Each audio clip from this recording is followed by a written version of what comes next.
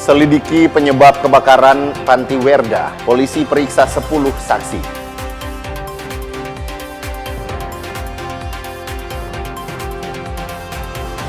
Polda Sulteng musnahkan 60 kg sabu.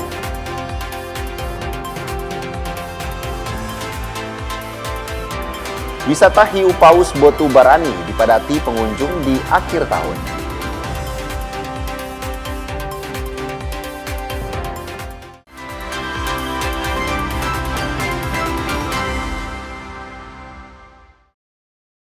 Selamat pagi, saudara. Apa kabar Anda hari ini? Kita jumpa dalam program Kompas Pagi. Selain 3 berita utama tadi, Anda juga bisa menikmati sejumlah informasi menarik lainnya yang dihimpun tim redaksi Kompas TV. Bersama saya, Devis Pinantoan. Inilah Kompas Pagi selengkapnya, hanya di Kompas TV. Independen, terpercaya.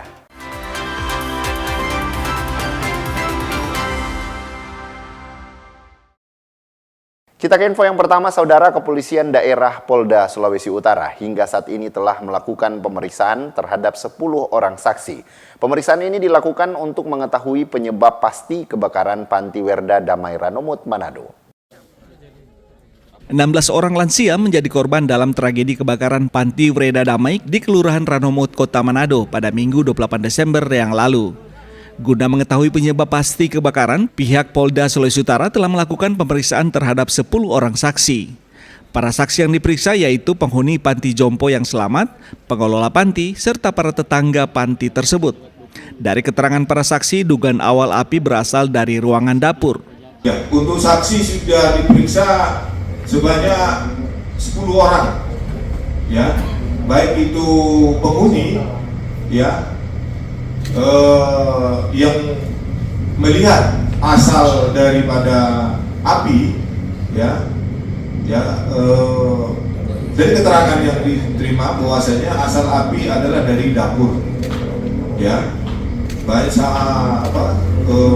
kesaksian bahwasanya asal api berasal dari dapur. Namun ini kita menunggu hasil dari lapor apakah ada unsur kelalaian atau ada kesengajaan. Sementara itu, tim DVI Polda Sulut telah berhasil mengidentifikasi 4 korban kebakaran dan telah diserahkan ke pihak keluarga untuk dimakamkan. Jimmy Dapar, Kompas TV Manado, Sulawesi Utara. Sehari sebelumnya, saudara, guna mengetahui penyebab pasti kebakaran, Polresta Manado dan Bitlab 4 Polda juga telah melakukan olah tempat kejadian perkara. Olah TKP ini dilakukan untuk mencari tahu penyebab pasti kebakaran.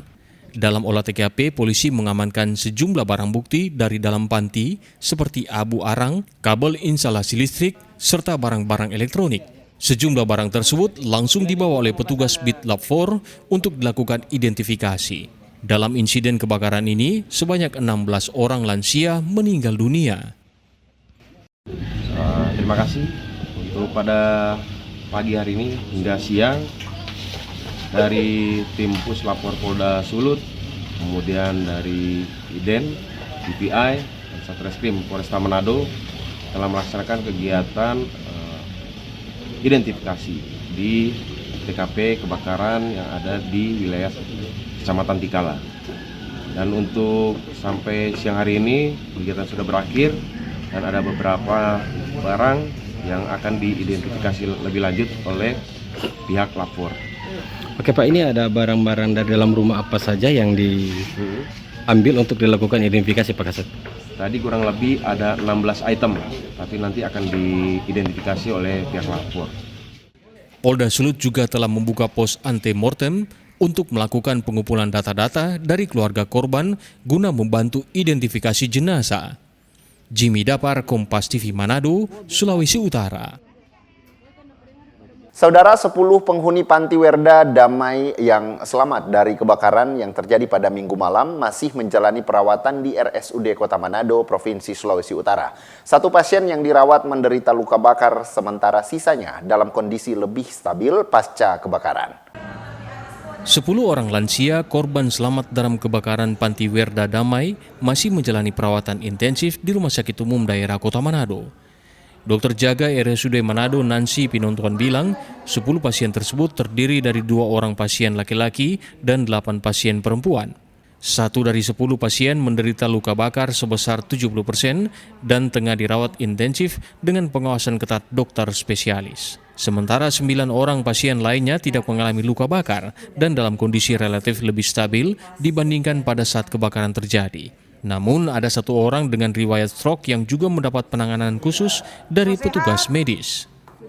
Puji Tuhan, Untuk sementara ini, sampai hari ini, ada 10 korban yang kebakaran, 2 laki-laki, 8 perempuan. Nah, Dok, bagaimana kondisi atau perkembangan kesehatan mereka saat ini?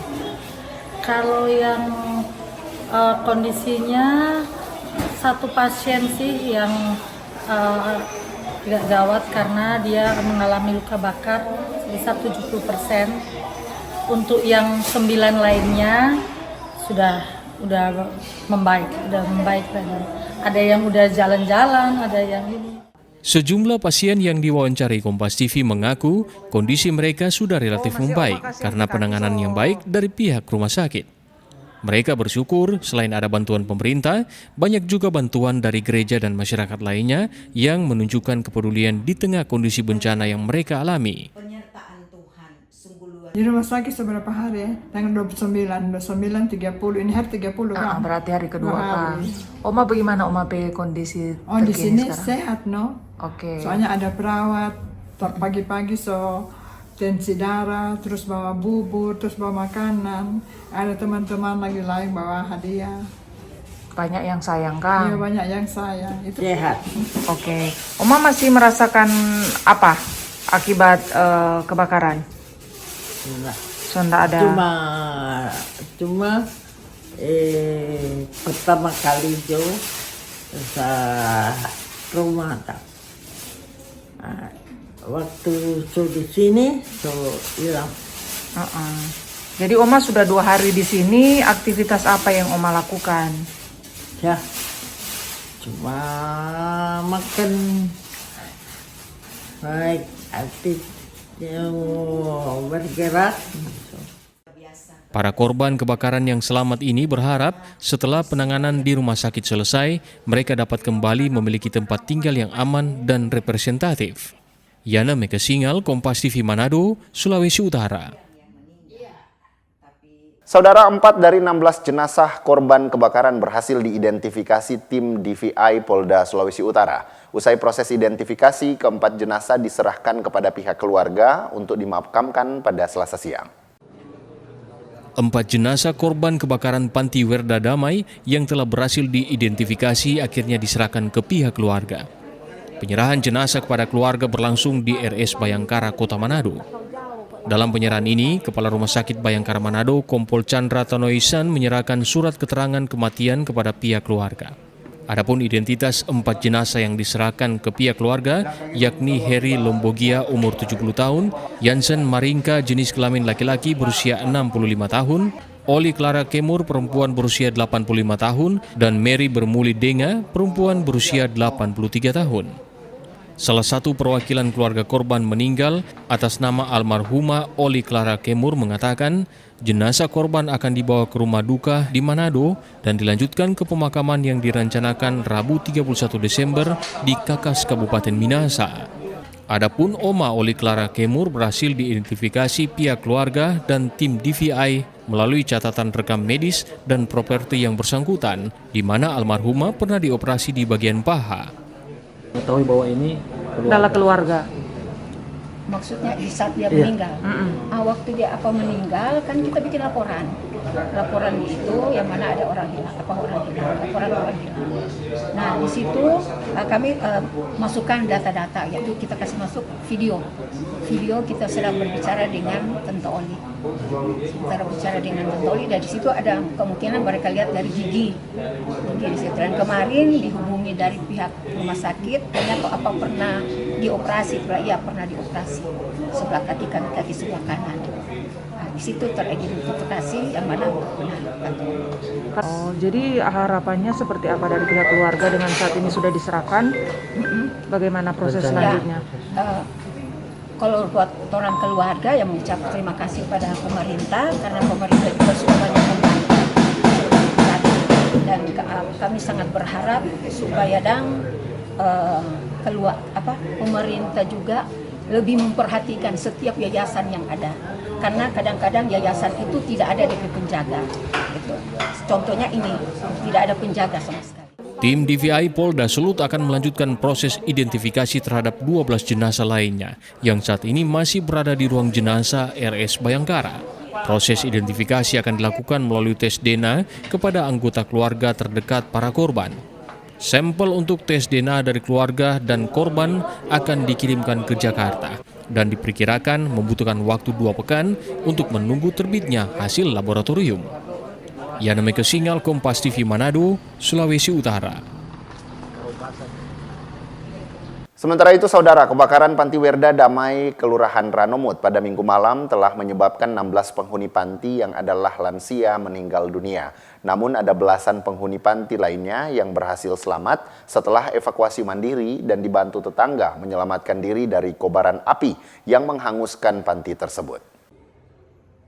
Inilah visual sejumlah korban selamat dari kebakaran Panti Jompo Damai, Kelurahan Ranomut, Kota Manado, yang kini dirawat di Rumah Sakit Umum Daerah Kota Manado. Para penghuni Panti Jompo ini ada yang berhasil melakukan evakuasi mandiri dan ada juga yang dibantu warga untuk menyelamatkan diri. Seperti yang diceritakan Lau Kim Hoa, lansia berusia 73 tahun, penghuni Panti Jompo yang berhasil lolos dalam kebakaran Minggu malam.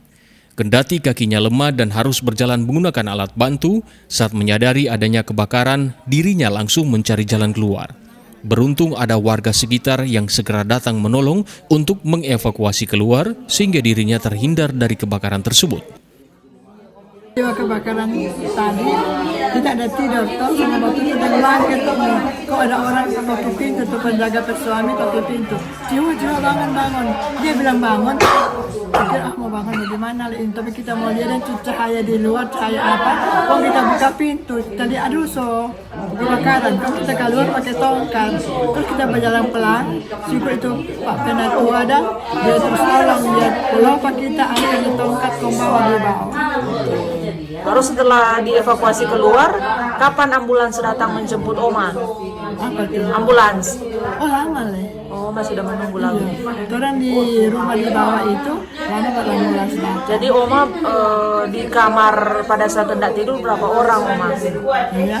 Di kamar tempat Oma tidur malam itu ada berapa orang? Tidur di malam Ya maksudnya kan sudah mau tidur tuh malam itu berapa orang di dalam kamar yang sama? Di kamar Pak kita dua. Satu orangnya sudah tidak bisa menyelamatkan diri. Karena apa? Makin stone dia. Karena sudah sakit fisik ya sudah. Panti Werda. Kita cuma lihat semua tidur kita cuma lihat api sudah di atas kepala. Langsung kita loncat. Oma bangun dari kasur? Bangun dari tempat tidur. Baru kita ambil tongkat, kita berjalan keluar. Itu api dari mana yang Oma ingat? Dari dapur. Dari dapur. Cepat membesar dia dan Oma. Cepat membesar. Kok Oma sudah panggil teman-teman yang lain untuk keluar atau bagaimana? Dorang dulu keluar lebih dulu. Kok Oma kan ada sedikit terbatas fisik tuh stroke. Oma bagaimana? Oma ada kekuatan untuk? Ya, enggak tahu lagi kekuatan dari mana pokoknya kita yang biasa jenuh kita jalan dan pakai tongkat. Cuma tongkatnya yang kita bisa selamatkan. Kebakaran Panti Jompo Damai ini menyebabkan 16 penghuni meninggal dunia, sementara korban selamat yang berhasil dievakuasi sebanyak 15 orang. Para korban selamat ini tengah ditangani di Rumah Sakit Umum Daerah Manado dan seluruh biaya pengobatan ditanggung pemerintah Kota Manado. Proses identifikasi saat ini tengah dilakukan oleh Bitdokes Polda Sulawesi Utara yang membuka posko antemortem di RS Bayangkara untuk tes DNA. Yana Meke Singal, Kompas TV Manado, Sulawesi Utara. Informasi keseruan liburan akhir tahun wisata hiu paus akan kami hadirkan usai jedah berikut. Tetaplah bersama kami.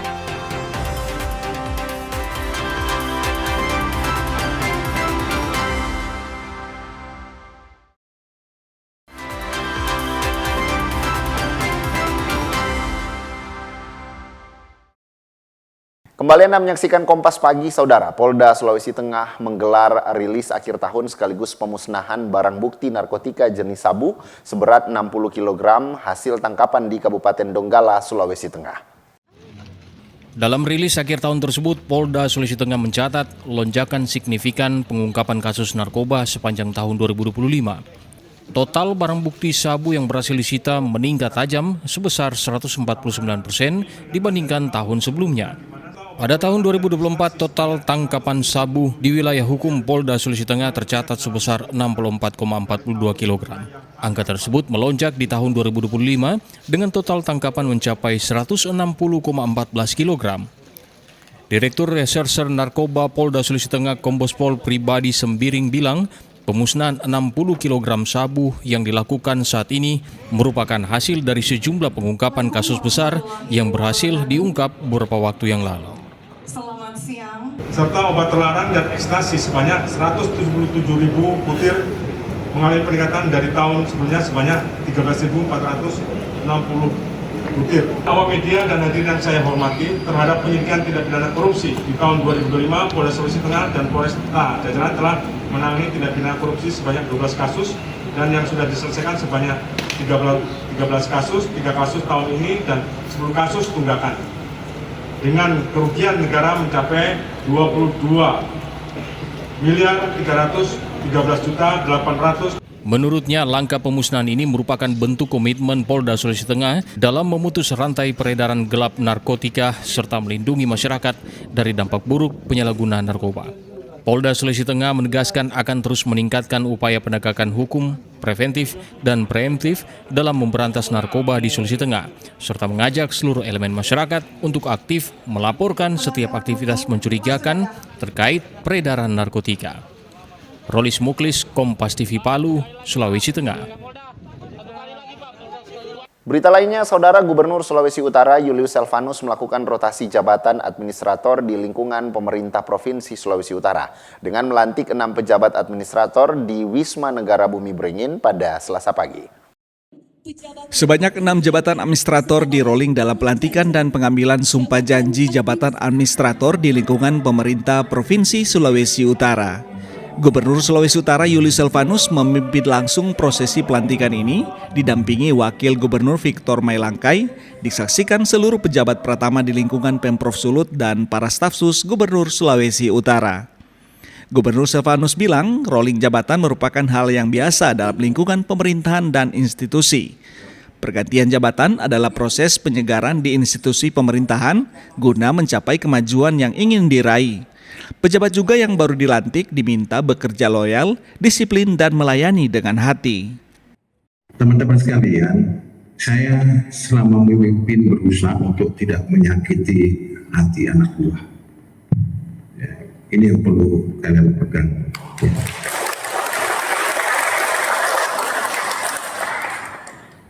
Semua tour of area, tour of duty itu dalam personalia itu hal yang biasa, ya. Tour of area, tour of duty itu hal yang biasa. Kalau tidak terjadi tour of duty, maka proses karir akan berhenti. Sama napas kita, ya. Kalau sudah menyempit itu jantung, maka ada yang gangguan di sana, betul nggak?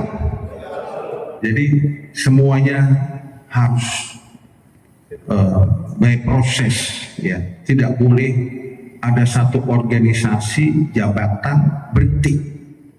Adapun pejabat yang dilantik adalah Victor Arthur sebagai Kepala Bagian Protokol Pemprov Sulut, menggantikan Willem Mantiri yang kini menjabat sebagai Kepala Bidang Pengembangan Pemuda Dispora Sulut.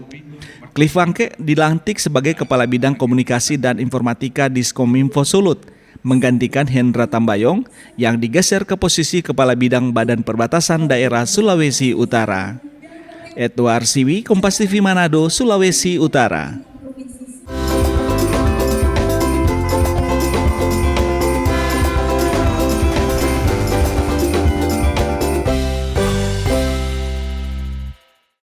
Suasana menjelang tahun baru di Kota Manado semakin terasa. lapak-lapak penjual bunga bermunculan di sepanjang jalan. Bunga beraneka warna tersebut tidak hanya diminati sebagai hiasan rumah, namun juga untuk ziarah kubur, tradisi yang umum dilakukan masyarakat jelang tahun baru. Menjelang perayaan Tahun Baru, Kota Manado dipenuhi dengan lapak-lapak bunga yang menjajakan berbagai jenis dan warna. Bunga-bunga itu tidak hanya menjadi hiasan rumah dan berbagai keperluan lainnya, tetapi juga bagian penting dari tradisi ziarah kubur yang dilakukan masyarakat. Tradisi ini menjadi momen untuk kenangan dan doa bagi keluarga serta kerabat yang telah meninggal dunia. Peningkatan permintaan bunga untuk ziarah kubur memberikan berkah bagi para penjual bunga di Manado. Salah satunya wanita berhijab penjual bunga segar di emperan Jalan Samratulangi. Ia menyediakan berbagai pilihan bunga, mulai dari krisan, anggrek, hingga lili dengan harga ekonomis. Wow, macam-macam variasi bunga. Ya, alhamdulillah lumayan. Harganya dari 40, dari 80 dengan 40. 40. Bagaimana Bu untuk permintaan tahun ini dibandingkan tahun sebelumnya? Ada naik atau enggak? Masih tahun ini agak cukup banyak.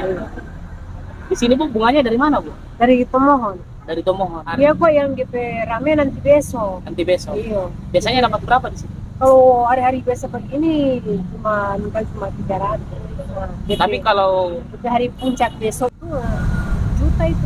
Juta.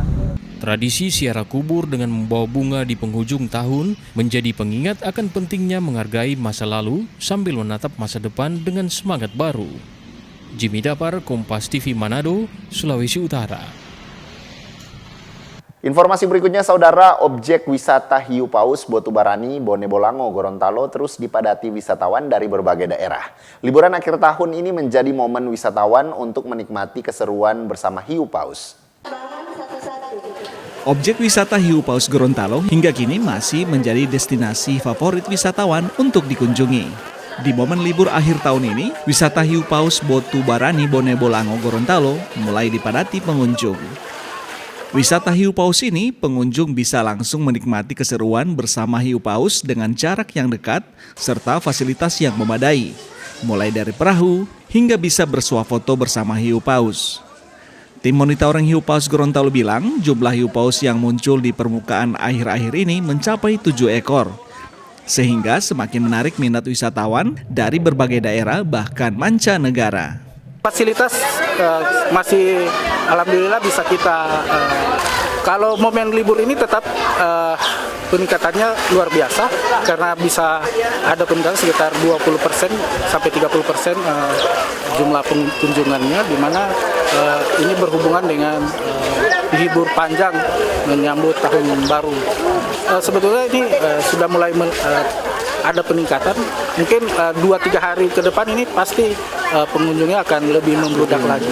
Vira, salah satu wisatawan asal Jawa Timur, mengaku memilih mengisi libur sekolah akhir tahun ke Gorontalo bersama keluarga karena penasaran dengan wisata hiu paus Gorontalo. Vira pun bilang sangat kagum dengan keindahan wisata hiu paus Gorontalo, apalagi bisa merasakan langsung keseruan bersama hiu paus dengan berbagai fasilitas yang ada. Kebetulan saya sendiri lagi liburan sekolah, terus ada waktu buat ke Gorontalo, jadinya milih yang lagi hype di Gorontalo yaitu Whale Shark, dan ternyata bagus banget tempatnya dan destinasinya juga rame, pokoknya the best. Lalu fasilitasnya bagaimana tadi pas? Fasilitasnya bagus banget, terus tour guide yang ngarahin juga pada proper semua, pokoknya mereka proper dalam semua hal untuk ngefoto, untuk ngarahin gaya, mereka paling baik. Di tengah padatnya wisatawan, pengelola wisata hiu paus Gorontalo pun terus mengimbau agar wisatawan tetap mematuhi aturan yang ada, seperti menjaga jarak atau tidak menyentuh langsung hiu paus hingga menjaga kebersihan di lokasi wisata. Peningkatan jumlah pengunjung ini pun diperkirakan masih akan terus terjadi selama libur akhir tahun ini. Tim Liputan Kompas TV Bone Bolango, Gorontalo. Dan saudara, berikut laporan selengkapnya oleh reporter Kompas TV Gorontalo Puspasari dari lokasi atau destinasi wisata hiu paus di momen libur akhir tahun yang telah direkam sebelumnya. Saudara, libur akhir tahun merupakan momen yang sangat pas untuk menikmati waktu yang berkualitas, entah untuk diri sendiri, dengan keluarga maupun dengan sanak saudara. Dan biasanya libur akhir tahun ini ditandai dengan berkunjungnya atau ramainya orang berkunjung ke destinasi wisata di Gorontalo. Salah satunya destinasi wisata Hiu Paus Botubarani di Kabupaten Bone Bolango, Gorontalo. Di tempat wisata ini menyediakan berbagai fasilitas yang bisa dinikmati oleh berbagai kalangan. Salah satunya adalah perahu yang bisa mengangkut penumpang sebanyak 4 orang untuk wisatawan yang hanya ingin memberi makan hiu paus. Dan ada juga fasilitas yaitu perahu bening yang biasa digunakan oleh wisatawan untuk bersuah foto yang biasanya diambil dengan kamera udara dari atas atau drone. Dan ini merupakan fasilitas yang paling banyak diminati oleh wisatawan ketika berkunjung ke Hiu Paus. Di sini juga bisa snorkeling dan diving, dan ini juga menjadi salah satu daya tarik bagi turis mancanegara untuk datang di wisata Hiu Paus Botubarani. Dan mungkin kita akan bicara dengan salah satu pengelola dari wisata Hiu Paus ini. Selamat siang, Bapak. Selamat siang. Bapak, sejauh ini karena ini sudah akhir tahun dan memang padat sekali wisatawan yang datang ke sini. Iya. Sampai dengan saat ini bagaimana kepadatan di akhir tahun di wisata ini, Pak? Ya, memang seperti kemarin-kemarin, tahun-tahun kemarin itu sama juga. Namun ada peningkatannya pada saat ini karena ini kan akhir tahun untuk libur panjang. Makanya kalau kita berbicara masalah pengunjung, itu pengunjung memang agak padat oleh karena libur panjangnya itu. Kemudian oleh karena ini ada 2 pangkalan, ada pangkalan 3 dan pangkalan 4. Itu kami prediksi di tahun 2025 ini itu sekitar 30 ribuan pengunjung di tahun 2025.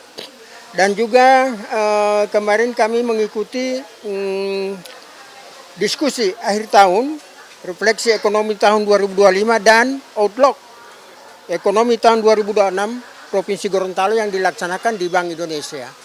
Jadi di sana kami banyak mengurai bagaimana caranya untuk karena ini sudah menjadi ikon dari Provinsi Gorontalo dan ini adalah wisata yang berbasis masyarakat, namun dia wisata yang sudah mendunia.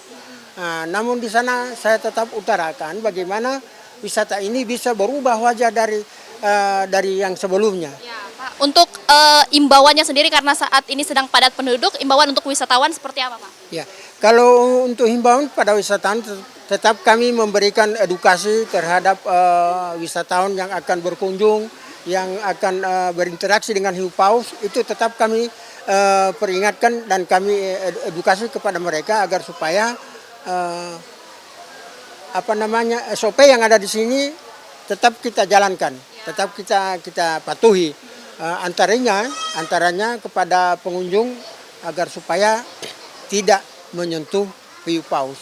Ini kami selalu edukasi kepada pengunjung, silakan saja berinteraksi dengan hiu paus, namun dengan harapan untuk tidak menyentuh hiu paus. Kemudian masalah kebersihan, juga kami menghimbau kepada para pengunjung agar di tempat ini sudah terdapat beberapa tempat untuk pembuangan sampah. Jadi kami menghimbau kepada para pengunjung agar tetap menjaga kebersihan dan tidak membuang sampah di sembarangan tempat.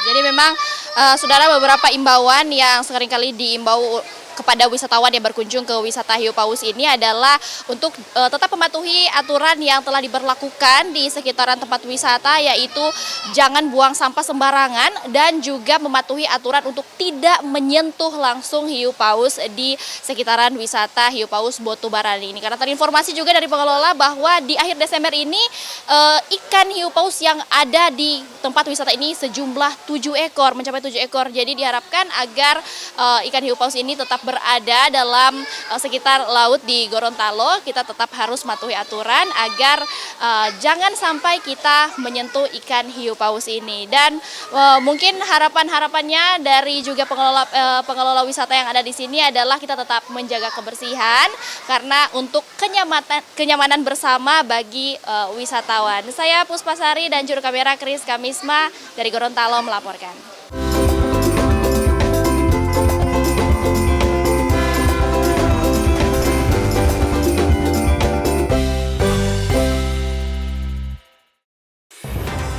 Saudara, informasi dari sejumlah daerah di Indonesia Timur akan kami hadirkan sesaat lagi. Tetaplah bersama kami.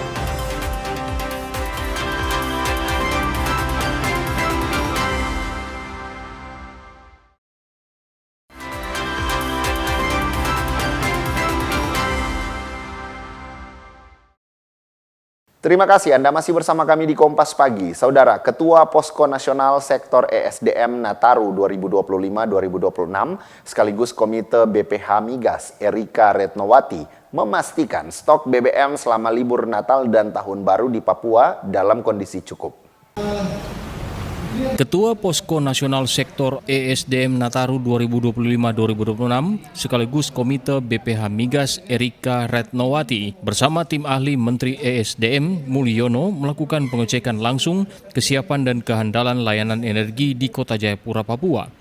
Dalam monitoring tersebut, Erika Retnowati dan rombongan meninjau beberapa titik penyaluran BBM, diantaranya SPBU 1 Harga di perbatasan Indonesia Papua Nugini, SPBU Nelayan di Hamadi, SPBU Reguler Entrop, dan kehandalan operasional Integrated Terminal Jayapura. Erika menyebut kehadiran SPBU 1 Harga dan SPBU Nelayan sangat membantu masyarakat dalam mendapatkan BBM di libur Natal dan Tahun Baru. Sementara terkait ketersediaan stok BBM selama Natal dan Tahun Baru di Papua sangat mencukupi, bahkan bisa hingga akhir Januari 2026. Meski begitu, Erika berharap kedepannya Pertamina Patraniaga memperhatikan kapasitas tangki timbun dan infrastruktur di Indonesia Timur, baik untuk BBM dan aftur yang demandnya terus meningkat. Erika juga memberikan apresiasi kepada Pertamina Patraniaga atas persiapan operasional dan layanan yang diberikan bagi masyarakat pada saat merayakan Natal dan berlibur di Papua yang memang menjadi salah satu konsentrasi wilayah perayaan Natal di Indonesia. Vindi Redmeni, Kompas TV Jayapura, Papua.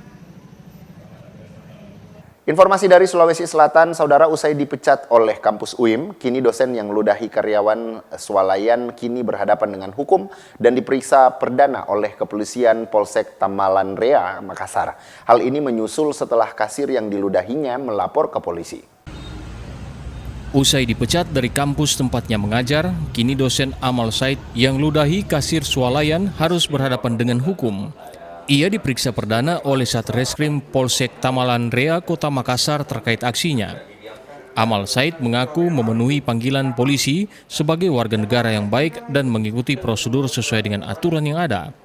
Terkait dirinya yang dipecat oleh kampus, ia bilang menerima hal tersebut karena itu keputusan lembaga bukan secara keputusan pribadi. Ia juga mengurangi bully kepada Universitas Islam Makassar. Jadi saya datang ini di kantor Polsek Tamalanrea memenuhi panggilan polisi sebagai warga negara yang baik. Tentu harus saya mengikuti prosedur sesuai dengan aturan yang ada.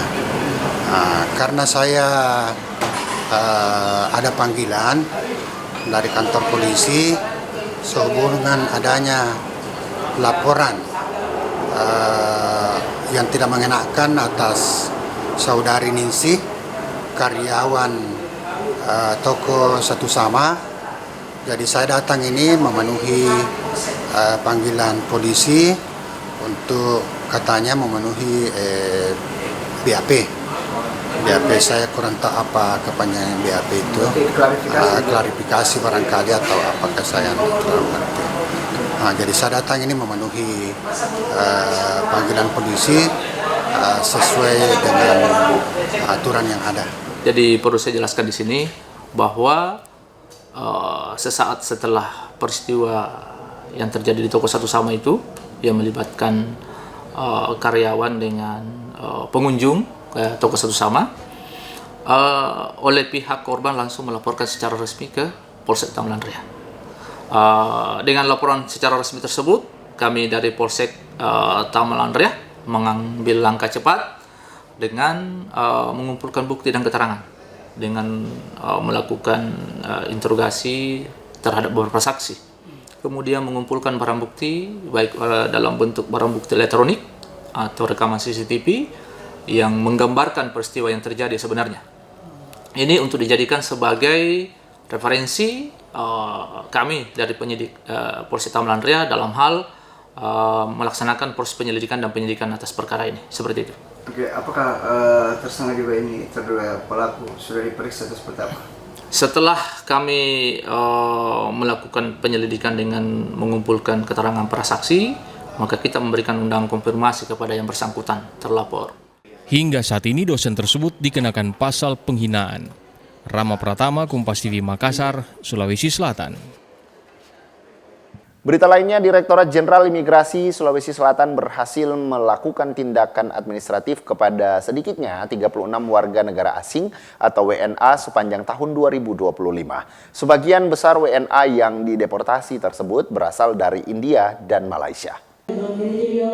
Hal tersebut disampaikan Kepala Kanwil Dirjen Imigrasi Sulawesi Selatan, Fris Sumolang, di kantor wilayah Ditjen Imigrasi Sulawesi Selatan pada Senin pagi. Fris memaparkan pada aspek penegakan hukum, Imigrasi Sulsel melakukan tindakan administratif keimigrasian terhadap 36 warga negara asing atau WNA sepanjang tahun 2025. 36 WNA tersebut berasal dari berbagai negara, diantaranya India, Cina, Spanyol, Pakistan, Australia, Bangladesh, Kamerun, dan Turki.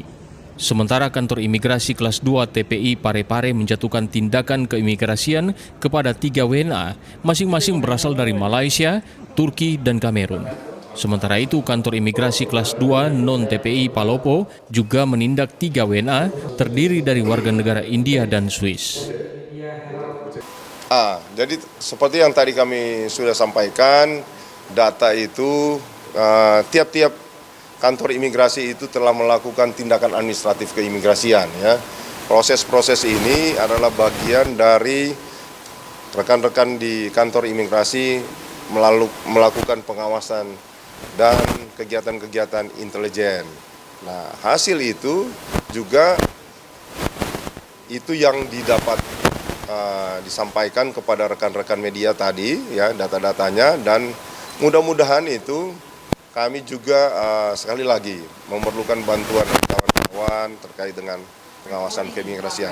Memang juga di tingkat pusat kami selalu dilakukan dengan operasi wirawaspada. Ya, jadi setiap triwulan kita melakukan operasi wirawaspada dengan kontrol dari pusat. Jadi kita melakukannya secara serentak. Puluhan WNA yang dideportasi tersebut karena izin tinggalnya melewati batas yang ditentukan atau overstay hingga ketidaksesuaian izin tinggal. Rama Pratama, Kompas TV Makassar, Sulawesi Selatan.